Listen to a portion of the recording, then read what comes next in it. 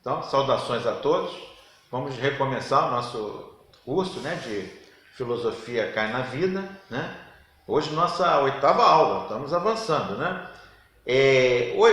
Na última aula nós trabalhamos Pitágoras e hoje nós vamos trabalhar o Xenófanes de Colófon, tá? Filósofo muito interessante, mas antes eu queria falar uma coisinha para vocês. Na vez passada, nós trabalhamos o Pitágoras e, conforme eu falei para vocês, o Pitágoras ele tem uma espécie de névoa sobre a sua existência.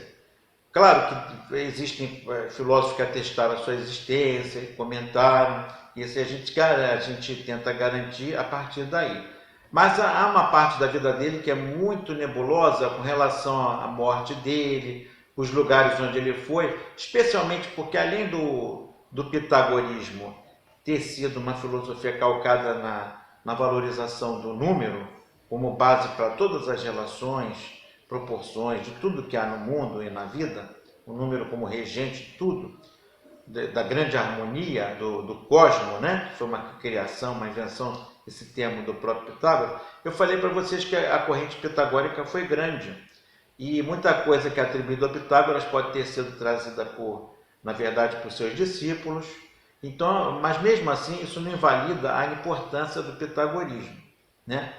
O fato da gente não saber até quando, o quanto do Pitágoras chegou a gente realmente, ou o quanto foi já trazido pelos seus discípulos, mas não importa, o pitagorismo existiu e trouxe influências enormes para os movimentos posteriores, a gente viu, né, e vai ver, confirmar isso com o próprio platonismo, né, com o Platão. Agora eu queria exatamente fazer uma pequena observação, antes de a gente começar o Xenófanes de Colófon, é que falar sobre um filósofo pitagórico que trouxe uma contribuição incrível que eu não poderia deixar de falar para vocês.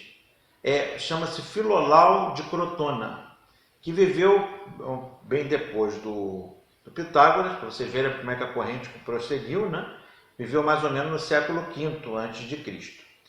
E o Filolau, além de encampar tudo que havia sido proposto pelo Pitágoras, o Filolau trouxe uma contribuição, uma provocação para a história da filosofia que vai ser marcante, que talvez muitos de vocês não saibam, não tenham tido acesso a essa colocação. Porque a gente, quando estuda, por exemplo, a evolução da física e da ciência, da própria astronomia, da filosofia e da constituição da própria astronomia, a gente sempre lembra dos nomes Copérnico, Galileu, o próprio Giordano Bruno, como pensadores que alicerçaram a crítica ao modelo geocêntrico, pregando que o modelo que vigorava é o modelo heliocêntrico, é a Terra que gira em torno do Sol, né? Isso vai ser depois um tema quente na Idade Moderna, Renascimento e Moderno, e vai gerar perseguições, mortes, conflitos com a Inquisição.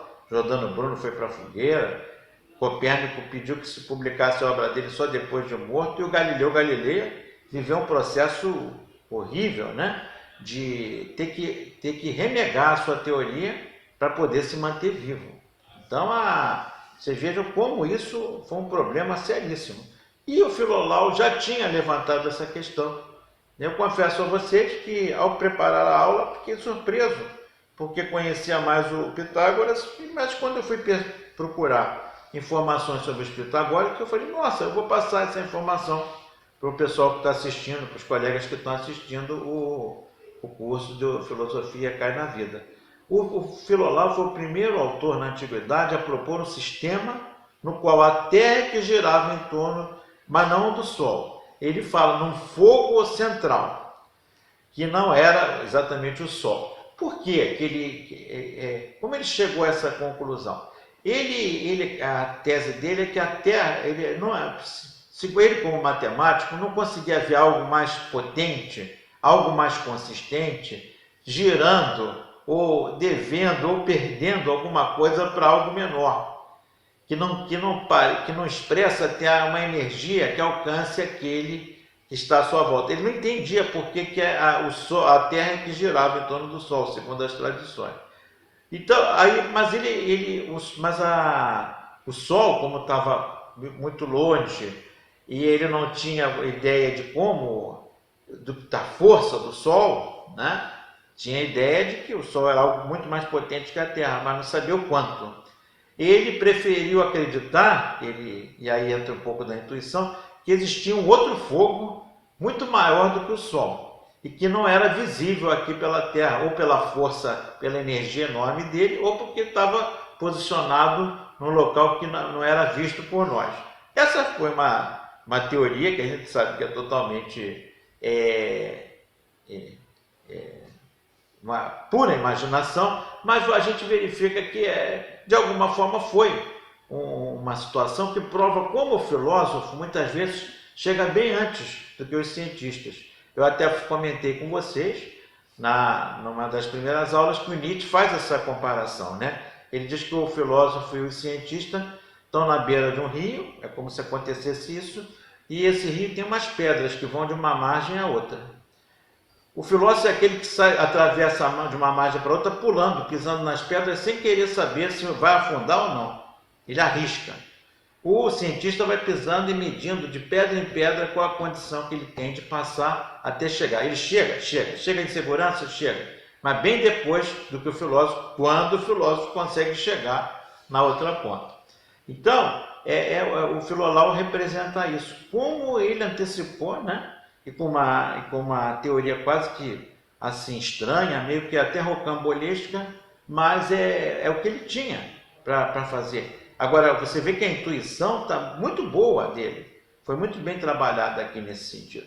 E vai deixar marcas para depois outros pensarem nisso, tá bom? Essa era a observação que eu queria fazer com vocês sobre o Filolau, até para ser justo com ele, Filolau de Crotona, que a gente pode dizer que é um segundo nome forte do pitagorismo, tá bom? Vamos então agora falar do Xenófanes de Colófon, que é um pensador que eu tenho certeza que vocês vão gostar.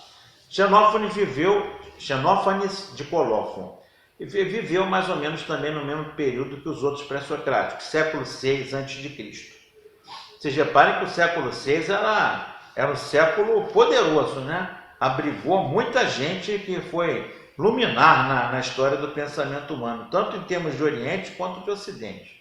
O Xenófanes é um caso assim impressionante de que alguém que estava junto desse movimento dos chamados filósofos trágicos, ele também estava com a mesma preocupação, achar o marquê, um fundamento último. Ele vai propor um, mas ele ficou mais conhecido por uma outra provocação que ele faz, que vai marcar muito fortemente a história da filosofia.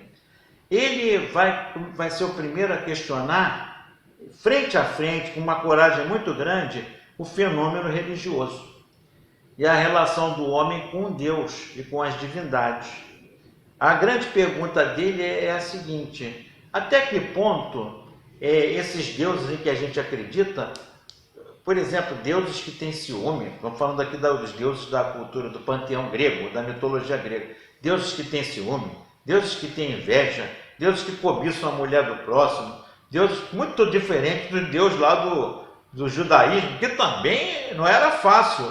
O do Antigo Testamento também era um Deus que castigava, fazia e acontecia, também escolhia um povo para vencer uma guerra contra outro. Então também o Xenófanes teria pano para manga caso ele tivesse se debruçado sobre a cultura judaica antiga, né? Cultura hebraica antiga. Mas o Xenófanes se debruçou sobre a cultura grega e ele faz essa pergunta: até que ponto esses deuses na verdade não são uma projeção nossa? Talvez esses deuses sejam o que depois o Jung vai chamar de arquétipos. Na verdade, o Deus que tem ciúme é um sentimento que eu tenho e projeto num Deus. Um Deus que é raivoso, eu que projeto num Deus. Na verdade, eu coloco em Deus uma série de coisas que na verdade são minhas, são projeções humanas. E ele vai dar um nome que vai ficar consagrado na história da filosofia. Ele vai chamar de antropomorfismo. Tá? Pela primeira vez no Ocidente, alguém usa essa perspectiva na filosofia. Olha, cuidado, religião pode ser uma bela experiência de projeção, como se o homem criasse o seu próprio Deus. E aí eu me lembro de uma frase do Voltaire, grande filósofo Voltaire, que ele tinha uma crença numa religião natural. Ele não era um ateu melhor dizendo, ele não era um ateu.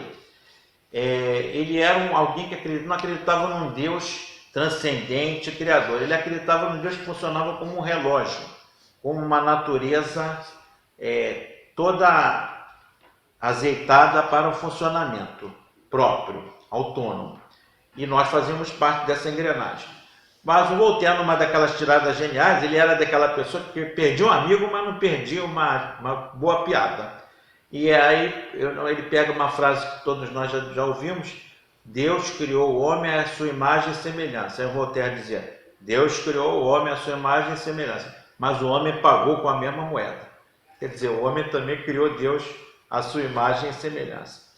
O Xenófanes, vamos então, esse é o nosso tema, né? Daqui a pouquinho vamos trabalhar melhor. Vou só dar uma outra informação fundamental para vocês. O Xenófanes nasceu na cidade jônica de Colófon, também no século VI, mas ele tem uma característica interessantíssima que não era tão forte nos outros pré-socráticos que a gente viu. Ele era um filósofo itinerante. Isso é uma marca registrada dele. Todos os textos que chegaram a nós, que comentam ele, dizem que ele era alguém que não tinha nem lugar para morar, porque ele vivia exatamente de cidade em cidade, arrumava um lugar para dormir, conseguia um espaço, e ia até os 92 anos, enquanto ele pôde, ele circulou por todo mundo conhecido e que ele tinha condições de chegar, e isso lhe deu muita cancha antropológica, naturalista. Vocês vão ver que ele tem uma pessoa encharcada da experiência da vida na sua multiplicidade.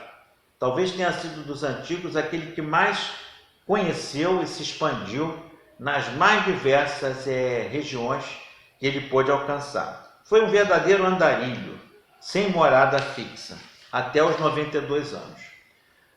Ele criticou fortemente, então, a concepção tradicional dos deuses. Ele começa fazendo, gente, uma crítica fortíssima à mitologia grega e à maneira como os gregos cultuavam seus deuses. O tema central da filosofia de Xenófanes é o da crítica à concepção dos deuses em geral, e principalmente aos deuses propagados na cultura grega por Homero e Hesíodo. Vocês sabem, Homero e Hesíodo são os criadores das obras assim fundadoras do Ocidente, né? Que são a Ilíada e a Odisseia, e a obra também do Hesíodo, né? Que também é fundadora e que também coloca em posição a criação do mundo a partir dos deuses, a teogonia. Então você vai verificar que tanto a teogonia quanto a Ilíada e a Odisseia estão encharcadas de deuses, com os mais variados comportamentos. E você vai verificar que esses comportamentos são, como diria Nietzsche, humanos, demasiado humanos, né? E é isso, essa é a crítica. E para o Xenófanes, o erro desses autores, que tanto influenciaram a cultura religiosa grega, está exatamente nessa perspectiva antropomórfica que eles consagraram.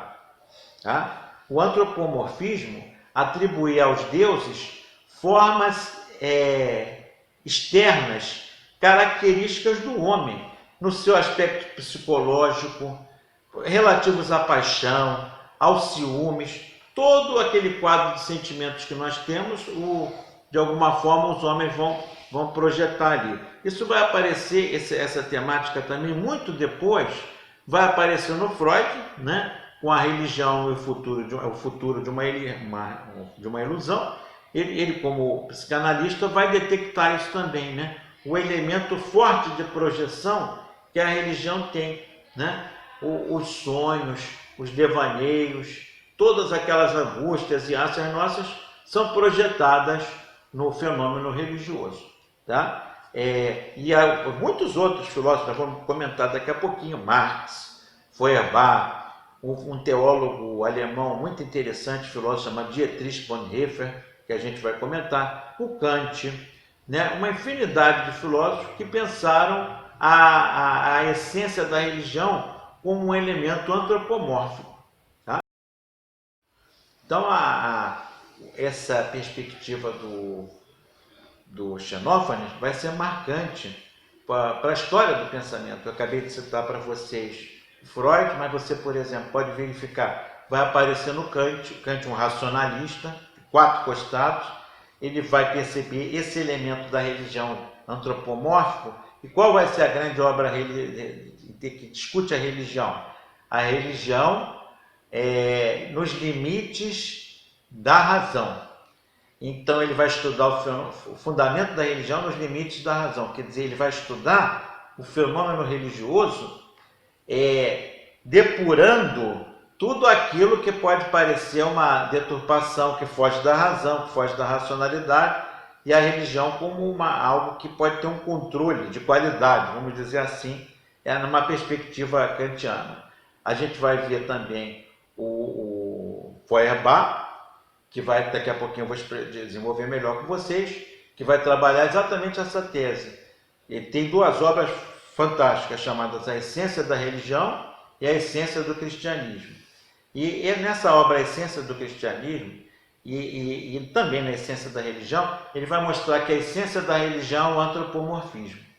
E ele vai pegar direto, só que aí já é um autor século XIX, 18, 19, ele já está com uma série de informações que o Xenófanes não tinha, e vai mostrar como a religião tem esse caráter de projeção das ilusões humanas, dos desejos. Isso vai aparecer muito nas figuras do divino que a gente vai criar, e dos santos, dos arquétipos, dos heróis míticos. Vai estar tudo ali desenvolvido pelo Feuerbach. Agora, o Rubem Alves tem na introdução desse livro, usa uma frase muito bonita. Ele traduz o nome Feuerbach, que em alemão quer dizer Ribeiro de Fogo, um rio de fogo, que o Feuerbach realmente incendiou os estudos de religião. Ele chegou até a ser expulso da universidade, exatamente considerado como um ateu, e teve muita dificuldade depois na sua vida, né? Mas influenciou tremendamente, por exemplo, Marx, que vai depois também trabalhar essa questão do antropomorfismo, né? E na religião, a projeção daqueles oprimidos com relação a desejos de um mundo melhor, e a manipulação também das classes superiores, de alguma forma macomunadas com castas religiosas, que de alguma forma, através da ideologia, escamoteiam a luta de classes, conceitos do Marx, né? E ele vai fazer toda essa leitura. De certa forma, Marx era um conhecedor do Xenófanes, ele conhecia profundamente o pré-socrático. Claro, ele cita mais na sua obra o Demócrito, o Leucipo, que são materialistas, trabalham com a ideia do átomo, né, como Marquet, mas o Xenófanes é citado por Marx também. Marx vai, inclusive, dizer a religião é o ópio do povo, ou vai dizer também a religião é o suspiro dos oprimidos. Outra frase dele, a religião são flores que são colocadas em volta da corrente, que prende os nossos braços e pernas. E elas funcionam como se fosse um enfeite, mas na verdade estão prendendo a gente. De alguma forma, Marx também é o herdeiro do Xenófanes. Tá? Há um outro autor, que a gente vai ver um pouquinho mais à frente também, daqui a pouquinho vamos comentar melhor, que é o Dietrich Bonhoeffer, um filósofo e teólogo alemão que viveu no tempo do Hitler, foi morto num campo de concentração porque ele tentou, inclusive, um atentado contra Hitler. E os livros dele, cada vez mais, ele era um pastor luterano, lutando praticamente sozinho, com outro grupo de pastores, contra o nazifascismo que estava perseguindo judeus, perseguindo ciganos, perseguindo políticas que fossem diferentes da nazista, né? da ultradireita daquele tempo, e muitas perseguições, muitas violências. E esse pastor, algumas pessoas questionavam, mas cadê a sua fé, cadê a sua caridade? Quando você combate alguém, ele fala, olha, chega um momento que o meu cristianismo só funciona pela minha militância, pela justiça, pela paz e pela vida. E para isso eu preciso tirar esse homem do poder. Ele chega a dizer uma frase interessantíssima. Ele diz: se um louco dirige um ônibus numa ladeira e desce sem frear, colocando em risco todos os passageiros, eu tenho que tirar esse motorista do volante. Esse é meu papel de teólogo. Então eu acho lindo esse autor, que vive no limite de uma religião, vamos chamar assim, de uma religião até ateia, porque ele elimina todas as projeções e possíveis alienações para assumir um cristianismo de militância pela vida, né? Quem sabe ele não chegou à essência também do que seria uma religião sem ser antropomórfica, né? Lutar pela vida em geral, não só pelo homem como centro de todas as coisas. Muito bem, o Xenófanes, então vocês vão vendo como isso deu caldo, hein? A filosofia do Xenófanes deu caldo. Eu só estou mostrando aqui, isso aqui é só um aperitivo. E agora nós vamos avançar. O Xenófanes, ele não ficou só na Grécia, gente. Ele chegou também, como ele conhecia muitos países, ele falou: olha, o que eu percebi é que outros países, na época não havia países, mas outros grupos de outras comunidades, de outras regiões, eles também têm seus deuses, só que o interessante é que os deuses deles são geralmente na mesma perfil físico deles. E ele chega a falar que os etíopes são negros com nariz achatado e têm seus deuses com negros e nariz achatado. Os nórdicos têm deuses do cabelo vermelho, que simbolizam a divindade. A gente vê na cultura pop o Thor, o Odin, né?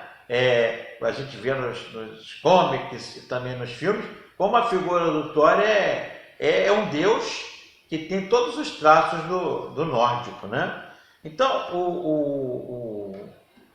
é isso que o Xenófanes coloca. Ele objetou, inclusive, que se os animais, até os homens ele já está colocando, mas ele vai mais fundo, ele falou: até os animais, se tivessem mãos e pudessem fazer imagem de deuses, o fariam de forma animal, assim como os outros povos fazem deuses à sua imagem e semelhança.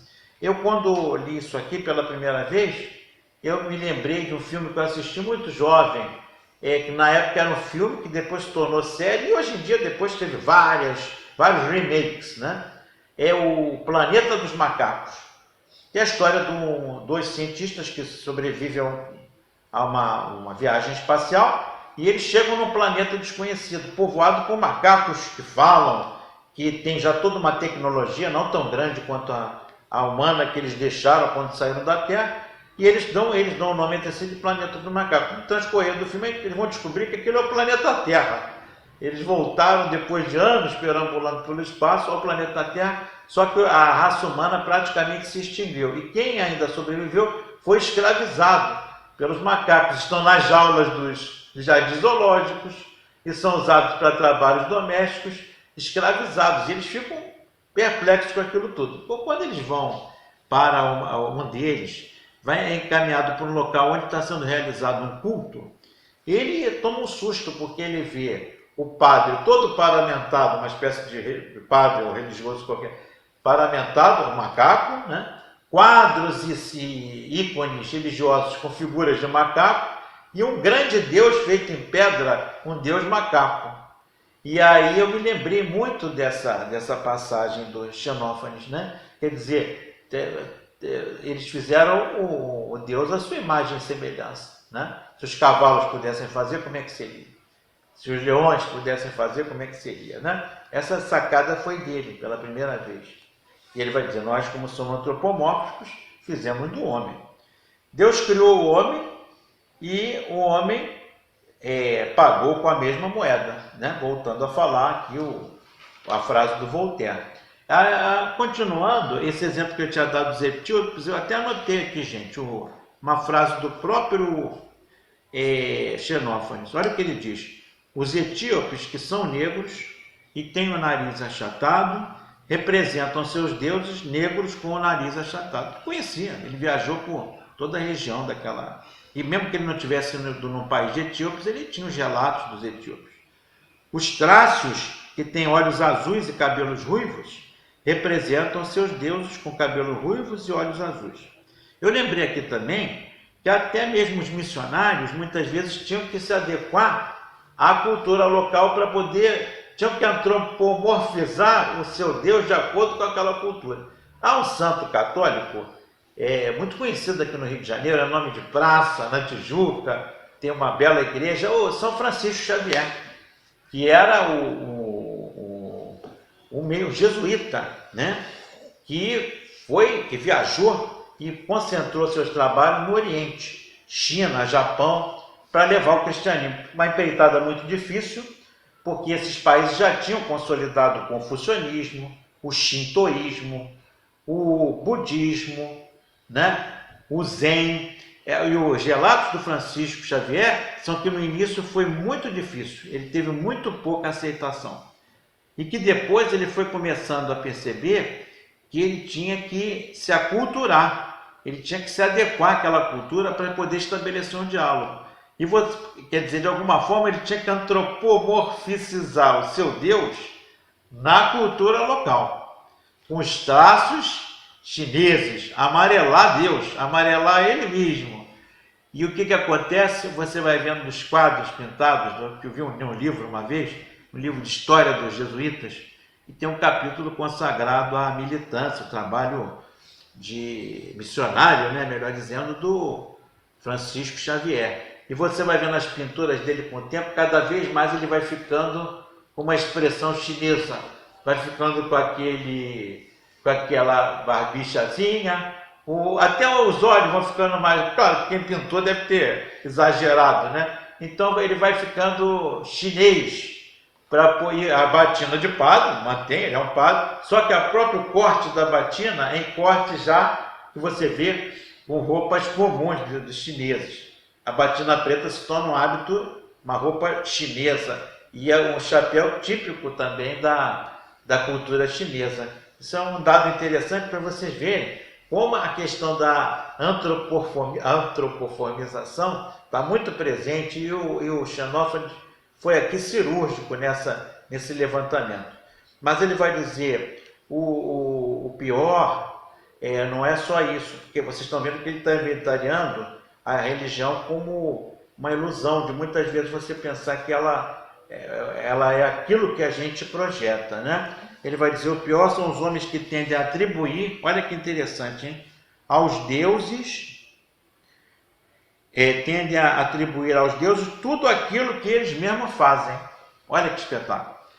Quantas chacinas, gente, quantas perseguições, quantas leis, isso é atualíssimo em vários países do mundo, com movimentos fundamentalistas hoje, se arvorando a ter um controle sobre os outros, sobre hábitos, costumes, dizendo, não, isso é a palavra de Deus, né? Deus quer que seja feito isso. Na verdade, o Xenófanes vai dizer, na verdade são eles que estão usando Deus para projetar seus sentimentos de domínio sobre os outros. Querem criar um mundo à sua imagem e semelhança, usando Deus como canal. Como é que esse cara percebeu isso, gente? E sacou isso, que é uma coisa tão atual. Não sei se vocês estão concordando comigo, mas o filósofo tem essa capacidade, né? O Nietzsche dizia que o filósofo é o médico da civilização. Você vê como aqui o Xenófanes está investigando esse fenômeno da religião quase como se fosse um sintoma, como se fosse algo doentio no homem. Ele está se comportando mesmo como um médico da civilização. Eu me lembrei quando eu vi isso, não só de manipulações que a gente tem visto hoje, no sentido moral, não, porque em nome de Jesus, em nome de Alá, em nome de não sei quem, mas no fundo é em nome da pessoa que está manipulando aquilo.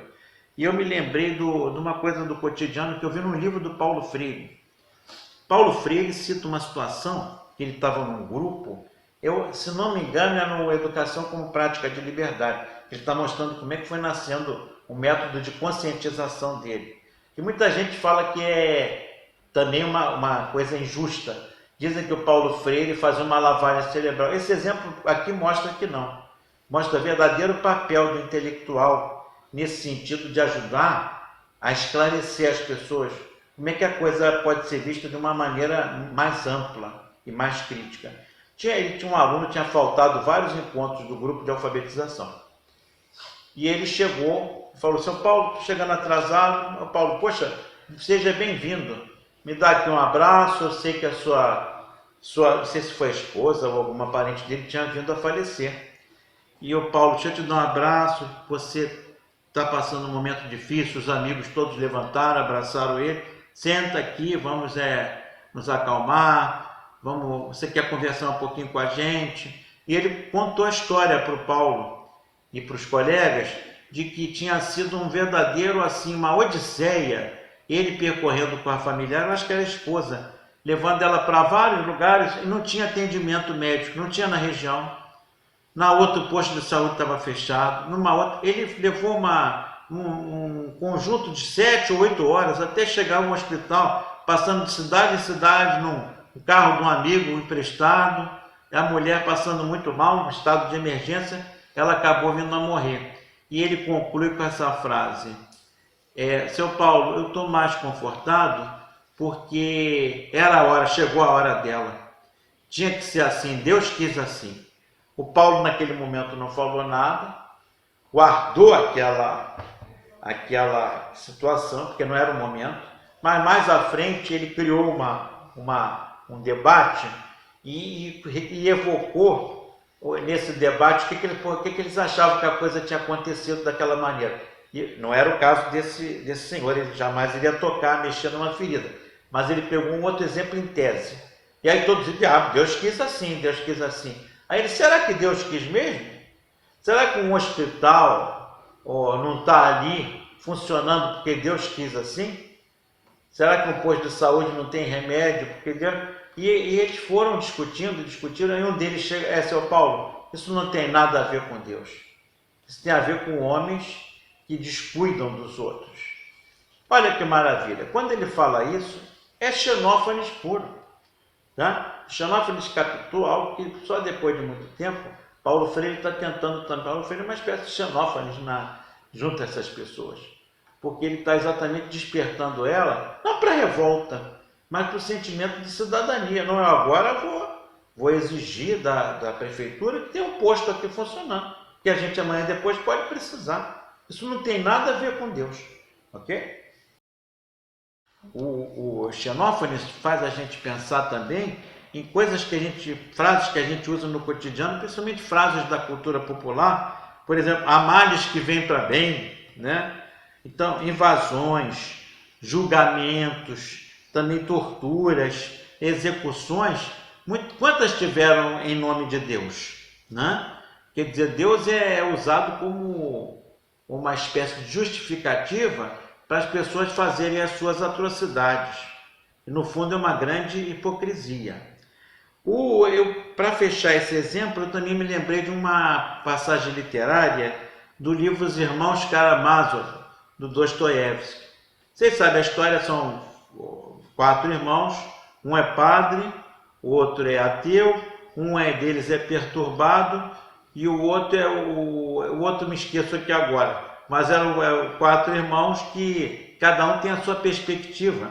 O que interessa para mim é o diálogo aqui do ateu, um irmão intelectual, ateu, revolucionário, e o irmão padre. Se gostavam, mas tinham diferenças.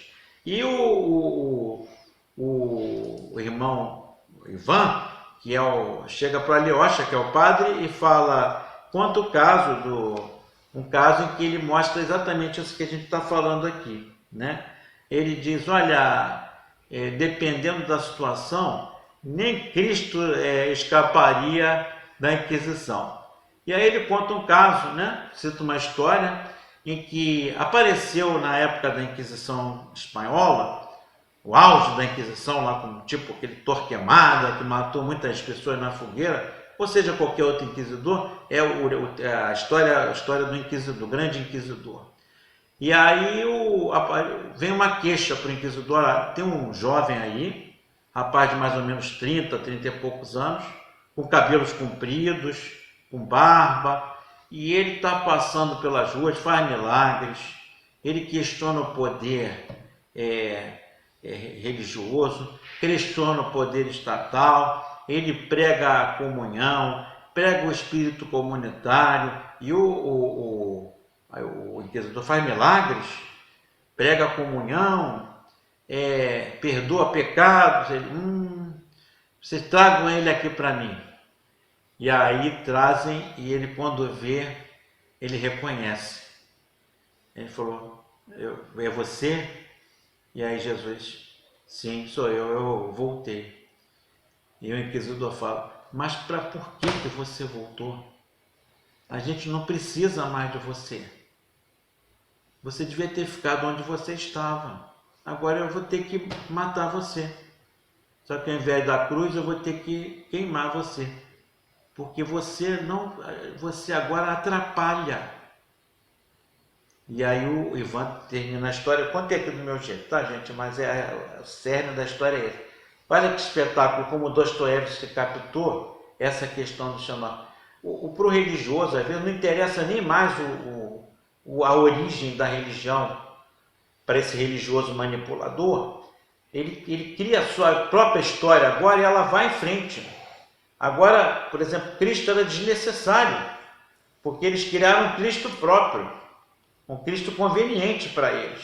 Tá? Então, mas eu estou falando do exemplo do cristianismo, porque isso está na obra do Dostoiévski, mas vocês podem ver em vários outros lugares essa religião de conveniência, né, que o Xenófanes assinala para a gente. Assim, de um só golpe, são contestados de modo radical todas essas expressões religiosas que o Xenófanes considerava antropomórficas. Não só a credibilidade dos deuses tradicionais, mas também a dos seus divulgadores são questionadas por Xenófanes. Xenófanes também demitiza as várias explicações míticas dos fenômenos que eram atribuídos a Deus. Tá? Inclusive, ele antecipa algo que depois vai ser feito por teólogos no século XX. O famoso teólogo Rudolf Bultmann, filósofo e teólogo alemão, no século XIX e XX, vai criar uma teologia da demitologização. Quer dizer, tirar o mito dos personagens. Ele faz isso numa leitura do Evangelho. Então ele vai fazer leituras do Cristo em que ele tira o milagre e coloca o Cristo muito mais como uma liderança da partilha, da solidariedade. Um episódio que me lembra muito isso foi relatado uma leitura própria do Frei Beto a respeito de que demitologiza Jesus. Ele diz que o milagre dos pães e dos peixes, por exemplo, foi feito, não foi um milagre. Quando a multidão estava em volta de Jesus, ele chegou e falou: o pessoal, nós estamos com fome, os apóstolos estão com fome, estão aqui há muito tempo ouvindo a sua palavra, a sua mensagem. A gente percebe que eles estão cansados e com fome. E aí, então vamos fazer um piquenique aqui, vamos fazer um lanche. E eles falam: mas só temos 5 pães e 2 peixes. Aí a leitura que se faz, porque aí na mitologia cristã, você tem, quer dizer, nessa perspectiva do Bultmann, a mitologia acabou criando a ideia de um milagre dos pães e peixes. Ele transformou 5 pães e 2 peixes em milhares de pães e milhares de peixes. E na leitura do Bultmann e de outros, com a demitologização, ou inspiradas em Bultmann, o Frei Beto relata que ele poderia ter sido uma experiência de quê? Olha, o 5 e o 2 são números de caráter simbólico na Bíblia, simbolizam multiplicação, e aí você vai verificar que os pães e os peixes, na verdade, poderiam significar o seguinte: cada um bota o que tem aqui na mesa, e todo mundo, no chão, né, no piquenique lá, todo mundo bota um pouco que tem, e aquilo acabou, e propôs: vamos dividir, cada um não precisa ficar só cada um com o seu, vamos dividir. Quem sabe dividir não era uma prática daquele tempo? Pode ser que ele inaugurou a ideia da divisão. Se todo mundo botar cada um comer um pouco, vai sobrar. É o que acontece. Quem aqui de nós não foi numa festinha americana, quando jovem, que a gente levava refrigerante, a menina... Não, Nós levávamos refrigerante, as meninas geralmente levavam salgadinho, biscoito e tal. Não sei se aconteceu com você, mas nas festinhas que eu fui, sobrava. A gente comia tudo, ainda sobrava. O pessoal da festa que fez a festa, leva para casa, senão vai estragar. Pedaço de bolo, sanduíche, a gente comia ainda mais durante um tempo. Quer dizer, partilhando, as coisas sobram. Isso é um exemplo, tá, gente? Do que seria a demitologização. E o Xenófono faz isso com a mitologia grega. Isso que atribui a Hércules foi isso. Projetaram isso, não é? Ele vai tirando o mito. É claro que é a perspectiva dele. Um religioso não aceitaria. Mas é legal, um filósofo, você vê a importância do filósofo, ele mostrar que há outras maneiras de tratar um fato, de tratar um episódio. A outra maneira, olha aqui, vou voltar para a origem da palavra filosofia, na perspectiva do Deleuze. A outra maneira de criar, de dar nome, de conceituar as coisas. Esse é o papel do filósofo. Você vê, demitologização é um conceito criado pelos filósofos. Vamos tirar a casca, vamos deixar o mito nu para ver se ele sustenta. Outra palavra, antropoformização. O filósofo inventou essa palavra para dar conta desse fenômeno que acontece na religião. Tá? Então, essas explicações míticas, até hoje você vê, quando criança, eu ouvia, às vezes, a cultura popular sem mal nenhum.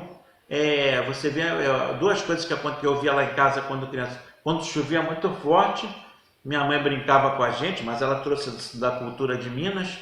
Esse é São Pedro, que está lavando o céu. E a gente sempre associava a chuva a São Pedro. E quando dava uma trovoada forte, a minha mãe falava Santa Bárbara Virgem. E Santa Bárbara é associada à tempestade, principalmente a trovoadas.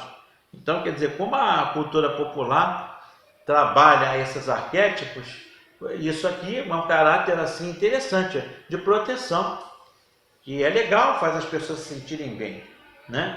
Mas o Xenófanes fez bem em colocar que tem esse elemento de proteção, mas que a gente não perca a dimensão de que isso é uma projeção também.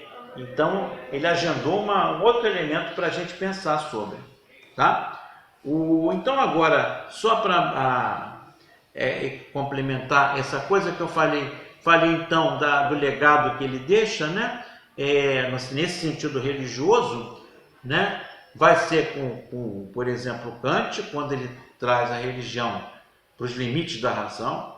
O Freud trabalha a religião como uma ilusão que tem que ser também analisada. Ela tem a sua riqueza, ela tem que sentar no divã para ela poder, para a gente perceber o que tem mais de projeção nossa, de carência nossa, do que existência real da religião. Vimos o Marx com a ideologia, o Dietrich Bonhoeffer, que é esse teólogo que vai propor um ateísmo religioso, ateísmo porque ele esquece de tudo que se fala sobre Deus e traz a religião para a ética do combate, para combater um louco que estava no poder, que era o Hitler, tá?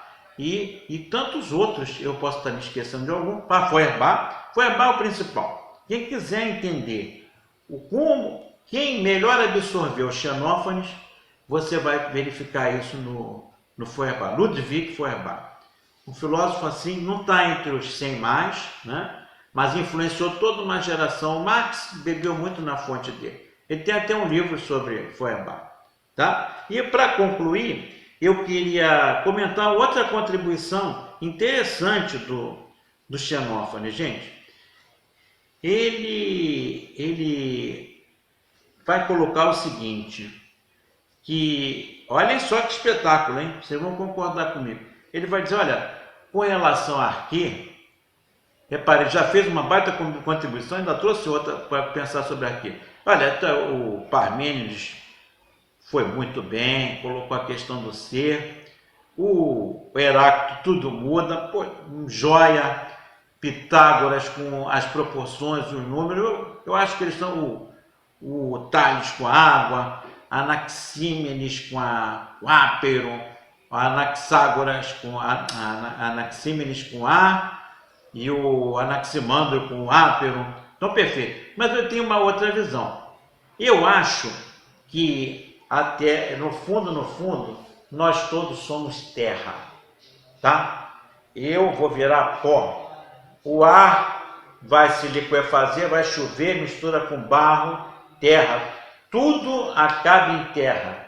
Aí ele vai dizer, eu não sei dos outros astros, mas aqui, se tem um nome que a gente pode dar, é terra. Isso aqui é planeta Terra.